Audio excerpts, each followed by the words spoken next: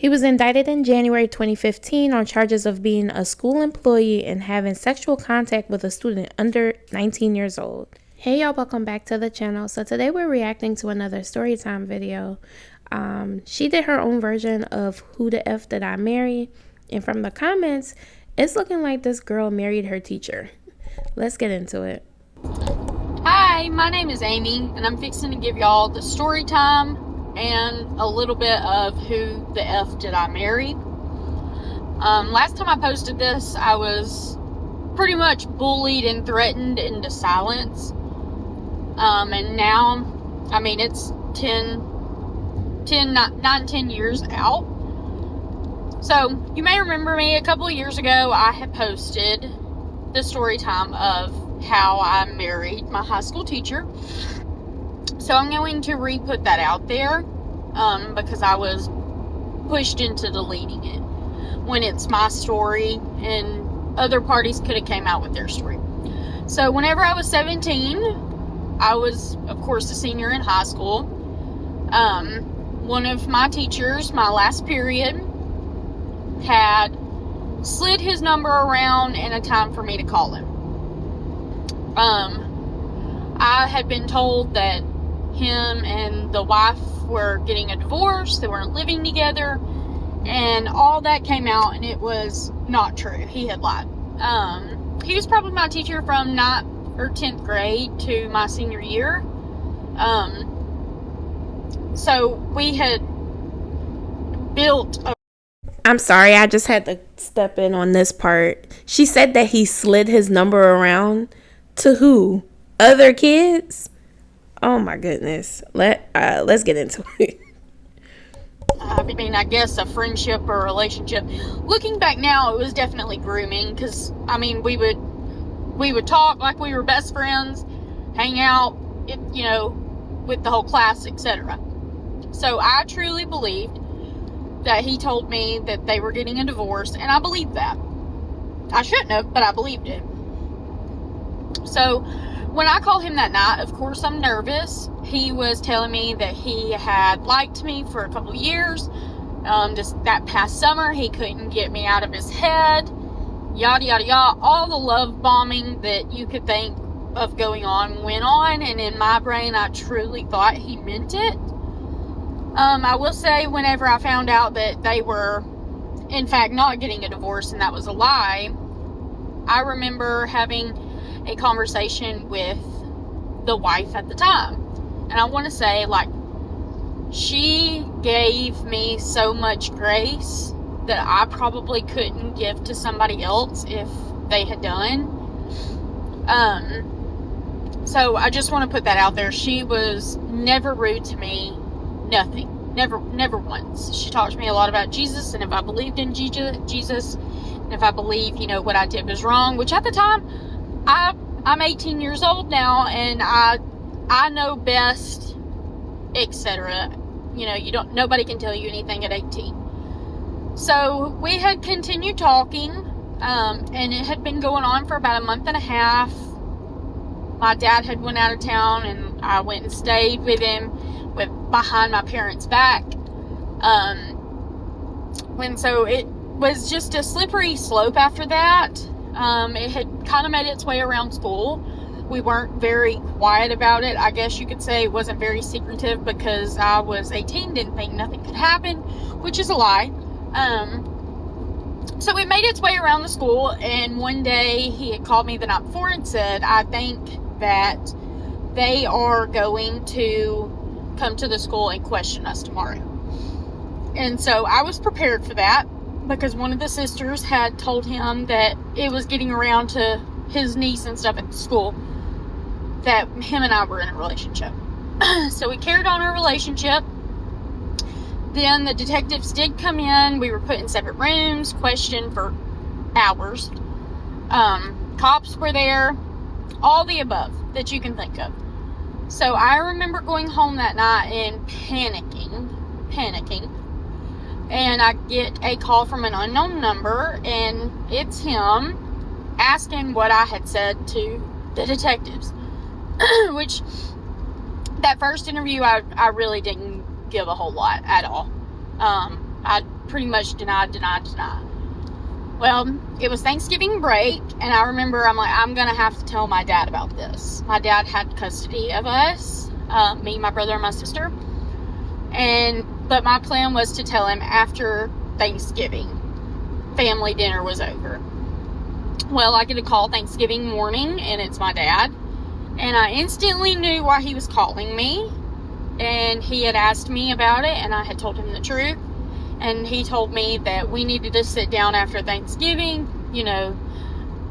Pretty much told me that there was no reason for somebody to go to jail over something that I consented to.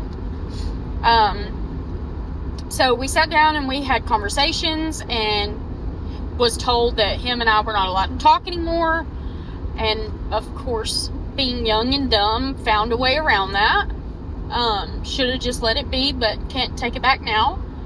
I did a lot, of wrong things, especially to, the wife. I should have ended it as soon as I found out that they were, in fact, not getting a divorce, but I didn't. Nobody could tell me anything. My dad had tried to talk some sense into me, like whenever I was going to be in my prime of my life, I was probably going to have to be changing his diapers.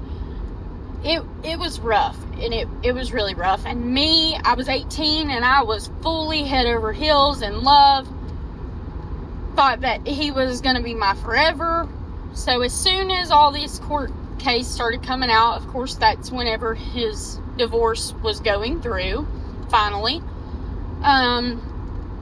So after that, before he was ever divorced, I was pretty much already proposed to, which I thought was done out of, I guess, a good heart. Looking back now, he proposed to get out of jail. He needed me to marry him, that way he could not be, that way I couldn't go up on the stand and testify, truthfully. I don't think he ever truly loved me at all, but, that's here nor there, because you just don't do things like that to people that you love.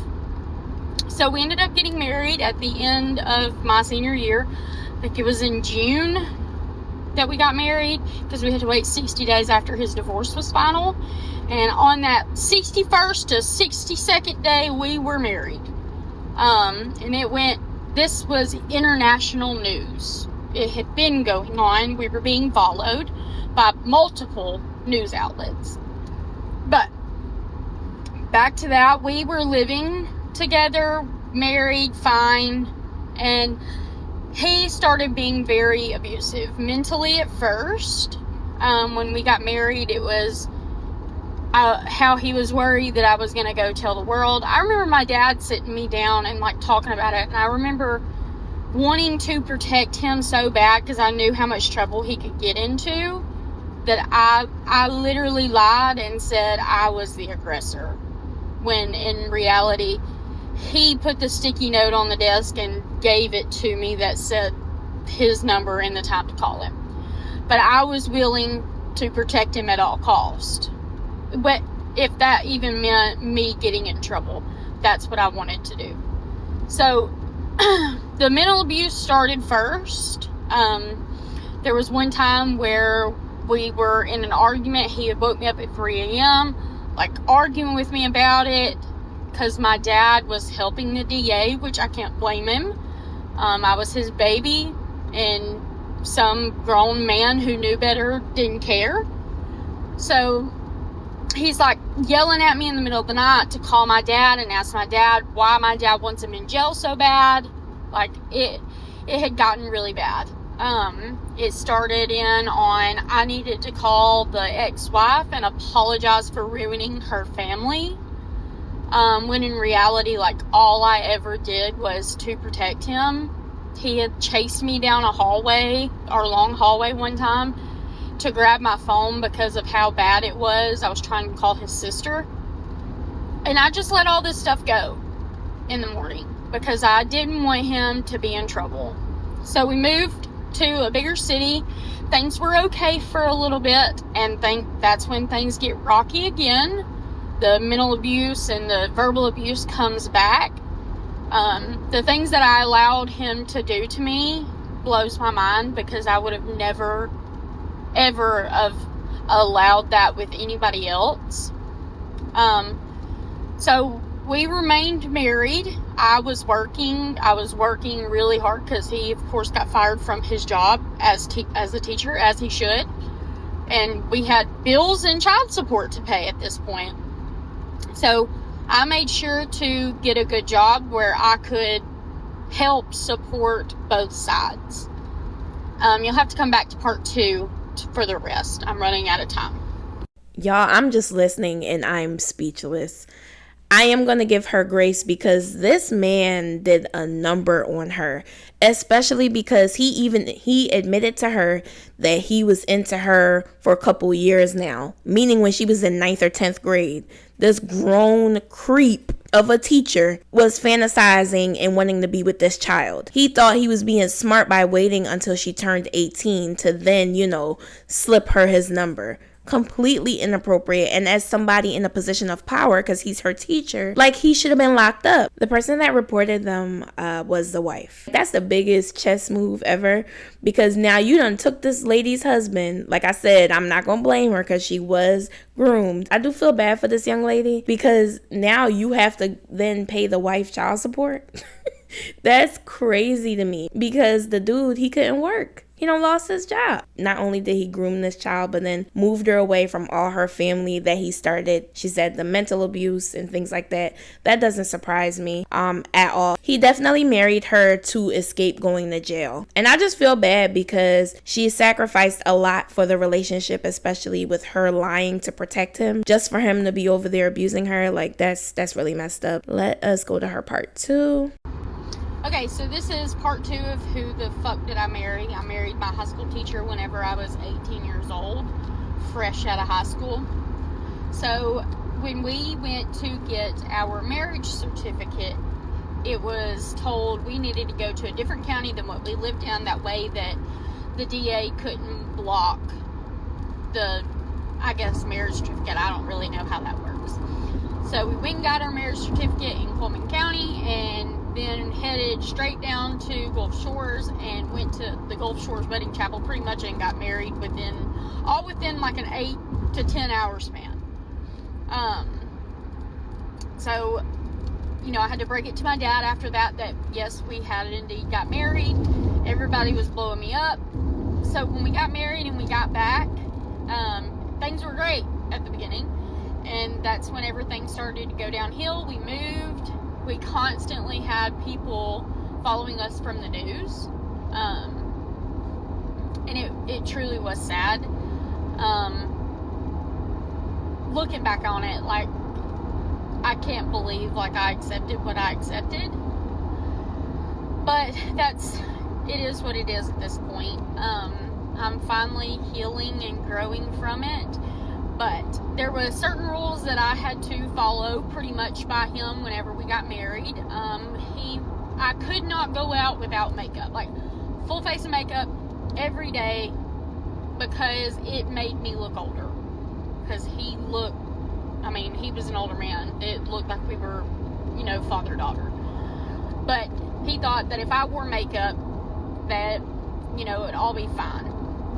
Things started getting rocky, like the mental abuse that I talked about in part 1. That was just a touch of it. He would tell me that I needed to call the ex and apologize for ruining her family. I was told, of course, that I had to wear makeup. All right, so this is the part that I forgot to talk about. Why is she calling the ex-wife to apologize? Now, I get it, she did ruin the marriage, but she was a child. This man was 38 years old. You owe your wife loyalty. She don't owe the wife nothing. Why is she calling the wife to apologize? And then on top of that, she's the one paying child support. I wasn't pretty, fat, all the names that you can think of, I was called.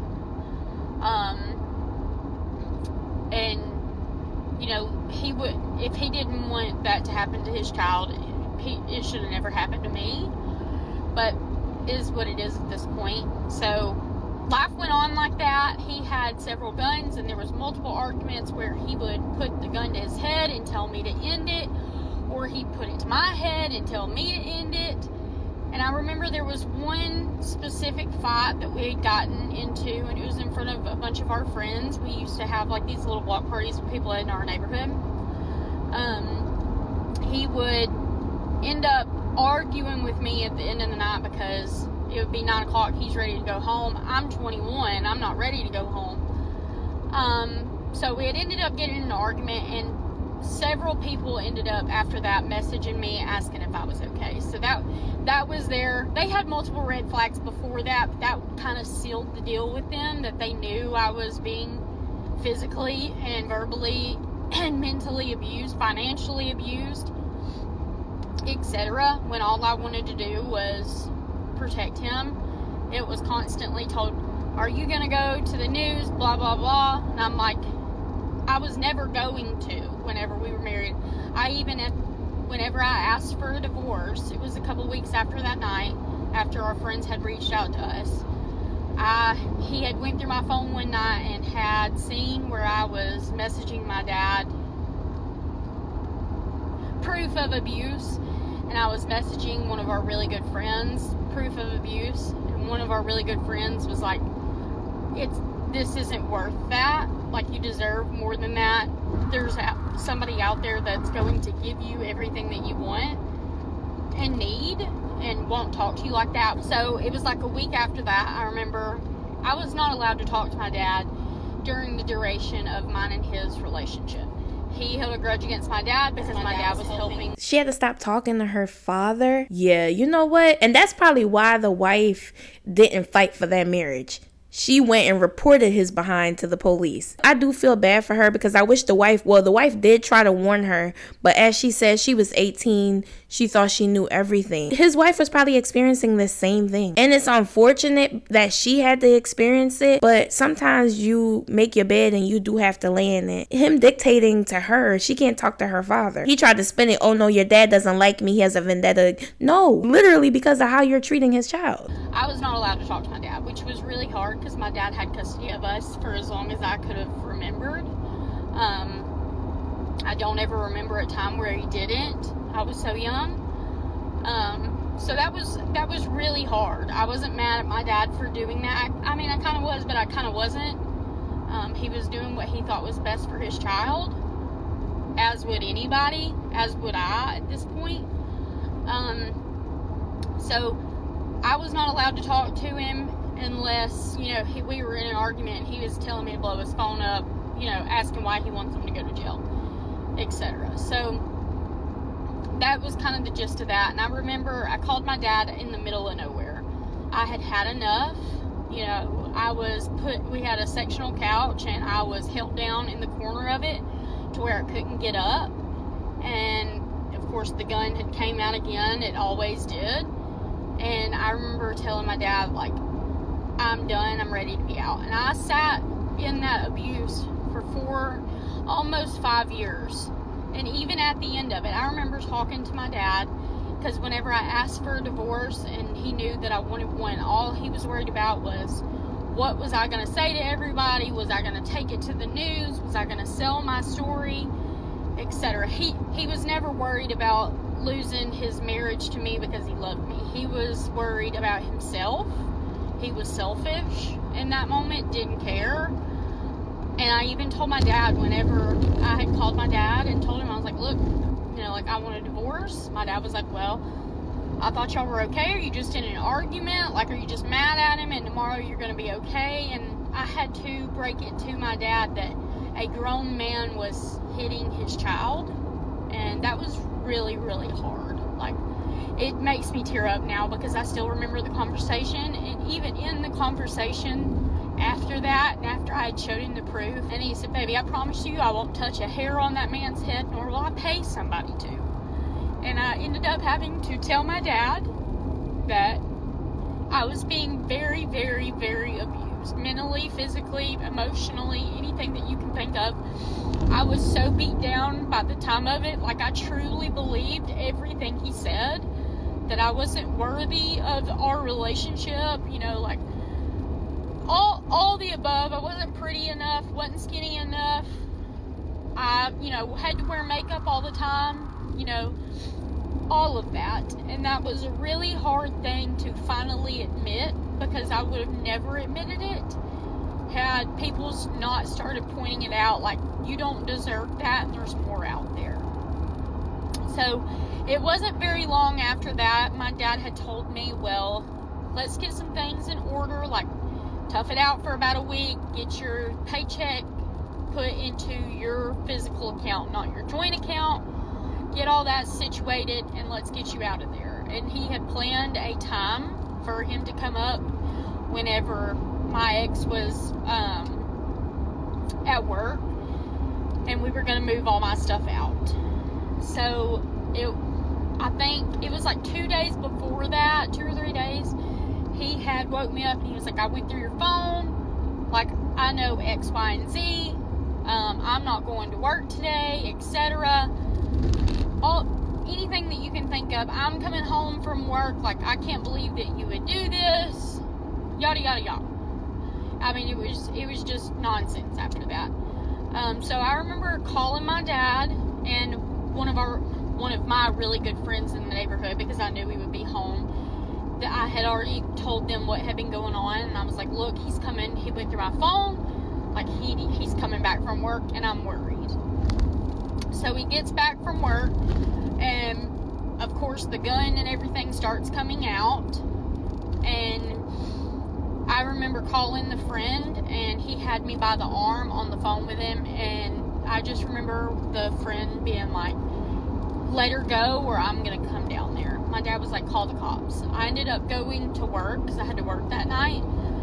I ended up going to work, and my assistant manager, her and I were really good friends. She went to that house with a box cutter in her back pocket and grabbed all my clothes. I didn't care about the furniture that I had in there. I didn't care about the TVs. I didn't care about the blankets. I didn't care about anything. All I said was, get my clothes. She literally went with a box cutter in the back of her pocket because she was worried about it too, just to get my things. You'll have to go to part 3. She's lucky to have had people in her life, like her dad, that didn't give up on her, the neighbor as well, and then I think she mentioned about her manager at work. This whole situation was caused by him, right? So I go back to him, like, trying to make her apologize to the wife and all of that. Did you apologize to your ex-wife? Why is the new wife apologizing to the other wife? I was able to pull up the court case, y'all.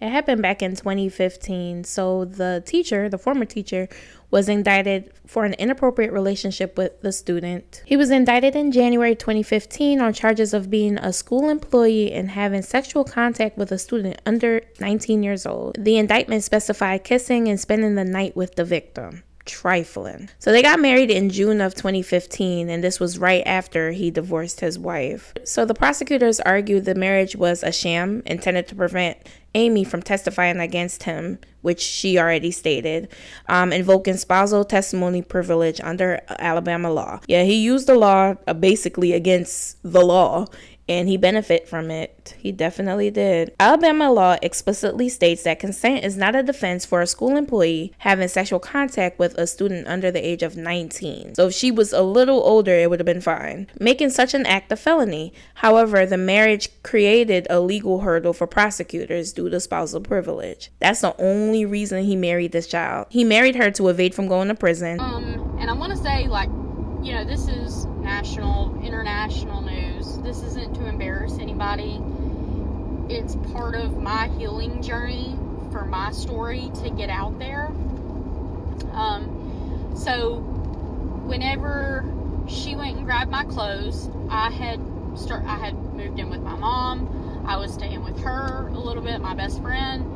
And all he was worried about that whole entire time was I going to go to the news? Was I going to tell my side of the story? Was I going to paint him in a bad light? Because that's all he was worried about, was his image on how he never did that. Which, I know I'm not the first woman he abused, and I know I'm not the last either. But I remember my dad telling me one specific thing. He had ended up calling my dad and asking, like, could he talk to me? And, you know, see if there was any way that we could work it out. My dad was just like, look, you know, like, I can't make her love you. Like, whatever's happened has happened. So whenever I'd moved in with my mom, that, you know, love bombing starts again. I'll do whatever to make you comfortable. Like, I just want to be with you. And it was never that he wanted to be with me. It was that he did not want everybody to know who he was and how he was. And it's truly sad for, every party in it, including said child. So whenever I told my dad I wanted a divorce, and that came up, he had me an appointment, I think a week later, with an attorney. My dad did. He paid for it. And I went in, and the only thing I asked for was my car, and that was it. I needed the car that was in my name. He could keep the one that was in his name. Didn't matter to me. And then I remember we had to meet back up for us both to sign the divorce papers. And he was like, well, I've got X, Y, and Z of her stuff that she left in my car. I need the key back to the apartment. And I remember my attorney being like, let's go outside to get it, but you're not going to be outside with him alone, because we're not going to do that, especially after everything. And I remember he had called me to the apartment, and he was like, please, let's just talk. And this was before we met with the attorney. He had his sister there, and we're going through everything, everything that had been done, everything that had been said, and it was just protect him at all costs. He admitted it, because he admitted it to my dad and he admitted it to my mother, but he was not in the wrong. Never in the wrong, was he? It was always my fault. Always. I deserved it, X, Y, and Z. So I remember having that conversation and showing the proof and telling them, and I was literally told that it was not as bad as I'm making it seem. So I was told, well, it's not the abuse isn't as bad as what you're saying it is, so you need to stay and you just need to take it. And at that point, I was done. Whenever I'm that person, like, whenever I'm done, and there's no going back. I don't have anything for you at that point. So I was at that point. I was very much at that point. So I remember going, I'm leaving, and he didn't want me to leave, and he was yelling at me, and the sister was like, no, you need to let her go. And so I left, went back home to my mother's, and after that, it was pretty much done. He had showed up at my work one time, maybe twice. He had showed up at my work unannounced. And things ended up happening, and my boss was like, no, you need to go home, and I'm going to actually send you to Tuscaloosa. That way you can get away from it for a little bit. He followed me all the way to Tuscaloosa. Like, crazy things. Crazy things. And at the end of it, I didn't care what happened to me. I still was on lookout for him. And looking back, that is sick to me, how you can do that to somebody, especially somebody that you claim you love. Knowing how hurt and beat down I was, that I believed everything, all the negative that he had said, knowing that he very well did that, and he just didn't care. He played on that. So this is not about my marriage now. So the very good friend that helped me through a lot of this, we are married. We did not have an affair. Nothing like that happened. We did not get together till a year and a half, 2 years after my divorce. And I truly thought that my ex-husband loved me until I got with my husband now. And the amount of love that man has for me, that my ex never had love for me. Never. There's no way. He had love for himself, and he was only on the lookout for himself. And I think that's the only reason he stayed, is because he was worried about me telling my side of the story. I've told this side one time before, and I was called and pretty much threatened for anything that you can think of, because I didn't show up to the court date, which I didn't have to because I was not subpoenaed to. I was threatened and bullied to take it off the internet. Well, everybody's grown now.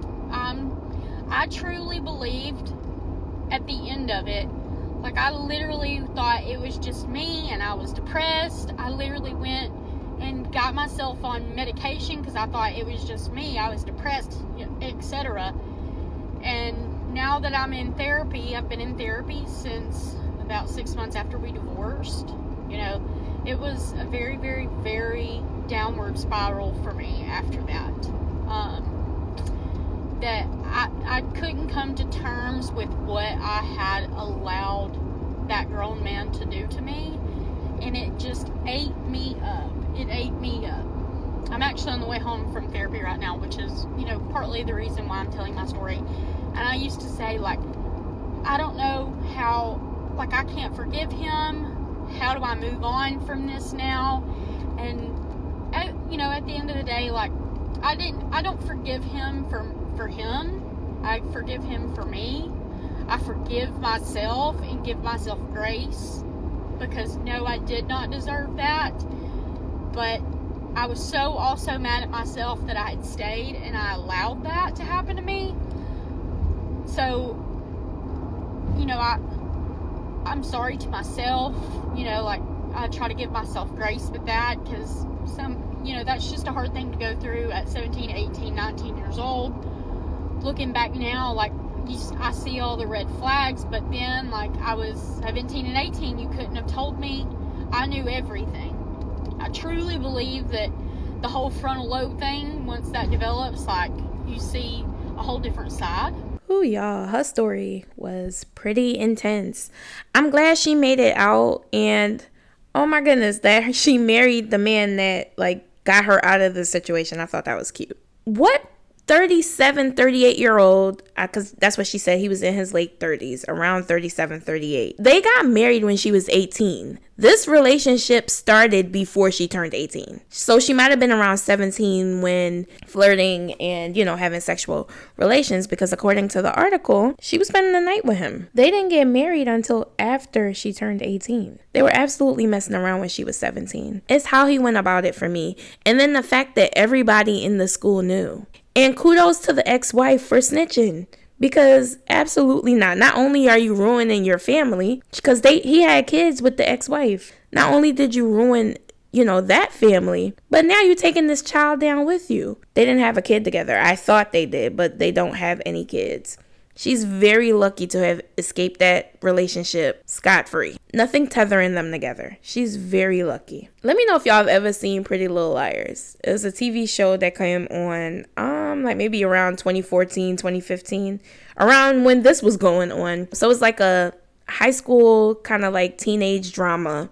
And one of the girls started sleeping around with her English teacher. They ended up getting married and everything towards the end of the show, but that's what the situation seemed like. Now, in their situation, it was a little different. The English teacher wasn't married or nothing, so it was a little different than this, but y'all, this is crazy. Do y'all think that it's okay for a 38, 37-year-old to marry an 18-year-old? Let's remove the fact that he was married, remove the fact that he was her teacher. Do y'all think it's okay? And I'm not talking about legally. Let's talk about maturity-wise. I'm dragging it.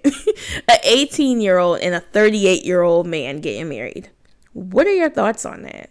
Let me know in the comments. Like, at 18, you're still very mature. Yes, you're legally considered an adult, but it's still so much you can't even do. You can't drink. Well, you're not supposed to be drinking. Legally, you can't drink. You can't even get into, like, a lot of clubs. What are you doing with an 18-year-old? As a 38-year-old man, other than the obvious, y'all. Other than the obvious. But what in the world do they have in common? Taking away the fact that he was her teacher, so he has some type of authority over her. I'm taking that away, and I'm also removing the fact that he was married. Just look at it as a 38-year-old man wanting to pursue an 18-year-old. Other than sex, what could y'all possibly be into together? Y'all leave your thoughts below in the comments and we'll talk about it. Thank y'all for watching, and I'll see you in the next video.